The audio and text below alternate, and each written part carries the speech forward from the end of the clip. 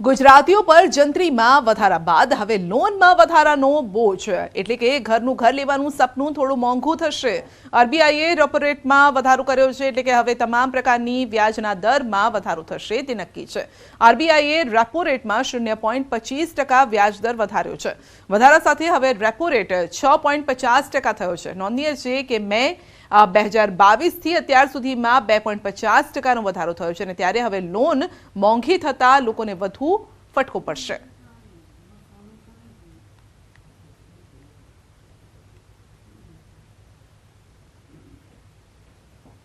5 basis points to 6.5% with immediate effect. Consequently, the standing deposit facility, that is SDF rate, will stand revised to 6.25% and the marginal standing facility, that is the MSF rate and the bank rate to 6.75%. 3% જેવી loan મોંઘી થઈ છે। દરેક વ્યક્તિનું એક સપનું હોય છે કે ઘરનું ઘર હોય। હોમ લોન લેવા માટે જ્યારે જાય છે તો અગાઉ 7.5% વ્યાજદરે લોન મળતી હતી, હવે અત્યારે રનિંગમાં 9.5% જેવું વ્યાજદર થઈ ગયો છે। તો લોન મોંઘી થવાને કારણે સામાન્ય માણસનું બજેટ છે જે વિખરાઈ જાય છે, સામાન્ય માણસનું જનજીવન ખોરવાઈ જાય છે। બધી જગ્યાએથી વધારો આવે તો કેમ મેન્ટેન કરવું, કઈ પ્રસંગ હોય, કઈ સારા નરસા પ્રસંગ આવે તો મેન્ટેન કેમ કરવું ખૂબ જ અઘરું થઈ જાય છે। એટલે સરકારે આ બાબતે બધા વિશે વિચારવું જોઈએ અને આના પર ધ્યાન દેવું જોઈએ। લોન તો એટલી વધે છે કે હોમ લોન લેવી તો શક્ય જ નથી, કારણ કે ઈએમઆઈ કરવું કે એના કરતા રેટ ભરવો સારો, કારણ કે જે મેઇન મુખ્ય રકમ હોય છે એ તો એમને પેન્ડિંગ જ હોય છે, વ્યાજમાંથી જ ઊંચા નથી આવતા। એટલે જે સામાન્ય વ્યક્તિ છે એને તો ઘરનું ઘર શક્ય જ નથી। વેબસાઇટ પરથી વિજેતા ખેલાડીઓના નામ જ ગાયબ થઈ ગયા। 2018 બાદથી વેબસાઇટ અપડેટ નથી થઈ। અર્જુન એવોર્ડ, ખેલ રત્ન એવોર્ડના વિજેતાઓના નામ નથી। દ્રોણાચાર્ય એવોર્ડના વિજેતાઓના નામ પણ ગાયબ છે। કોંગ્રેસ પ્રવક્તા પાર્થિવ રાજનો આક્ષેપ છે કે સરકારે ખેલાડીઓનું સન્માન નથી જાળવ્યું। સરકાર એવોર્ડનું નામ બદલી શકે છે। ડિજિટલ ઇન્ડિયા પાછળ 5 વર્ષમાં 24,000 કરોડનું બજેટ ફાળવાયું। અર્જુન એવોર્ડ, ખેલ રત્ન એવોર્ડના વિજેતાઓના નામ જ નથી।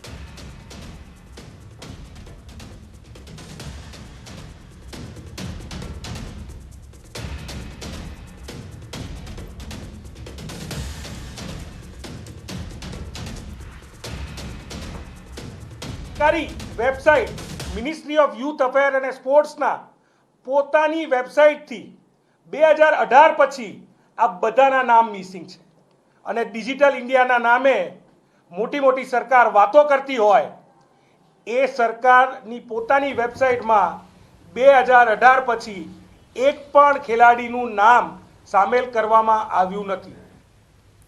રાજ્યમાં રોજગારી મળવાની મોટી આશા સાથે આઈટીઆઈ કરનારા યુવાનોની સ્થિતિ દયનીય હોવાનો દાવો કોંગ્રેસે કર્યો। કોંગ્રેસના મુખ્ય પ્રવક્તા ડોક્ટર મનીષ દોશીએ નીતિ આયોગના હવાલાથી આરોપ લગાવ્યો છે કે રાજ્યમાં આઈટીઆઈની તાલીમ લેનાર 1% યુવાનોને પણ રોજગાર નથી મળ્યો, કેમ કે માર્કેટમાં જે સ્કિલની જરૂર છે ગુણવત્તાની તાલીમ સરકાર આઈટીઆઈમાં આપી જ નથી શકતી। રાજ્યમાં આઈટીઆઈ તાલીમાર્થીઓની સ્થિતિ ખરાબ હોવાનો દાવો કર્યો છે। આઈટીઆઈ કરનારને નોકરી ન મળતી હોવાનો દાવો છે।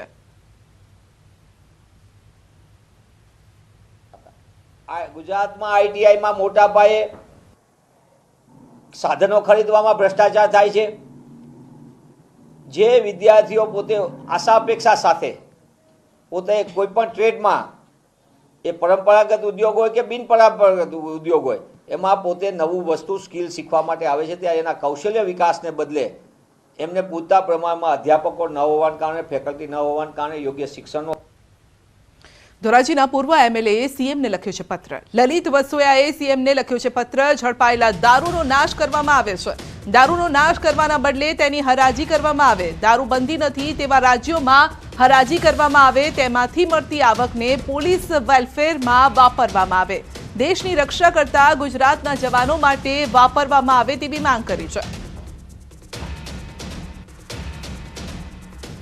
સરકારને મેં વિનંતી કરી છે કે આ પકડાયેલા જથ્થાનો નાશ કરવાને બદલે આ દેશના બીજા રાજ્યોમાં જ્યાં દારૂબંધી નથી ત્યાં જાહેર હરાજીથી અથવા તો ટેન્ડર પ્રક્રિયાથી આ જથ્થાનું વેચાણ કરી દેવામાં આવે અને જે રકમ ઉપજે એ રકમ પોલીસ વેલફેર ફંડ અથવા તો દેશની સુરક્ષા કરતા ગુજરાતના જે જવાનો શહીદ થાય એના પરિવાર માટે આ રકમ વાપરવી જોઈએ।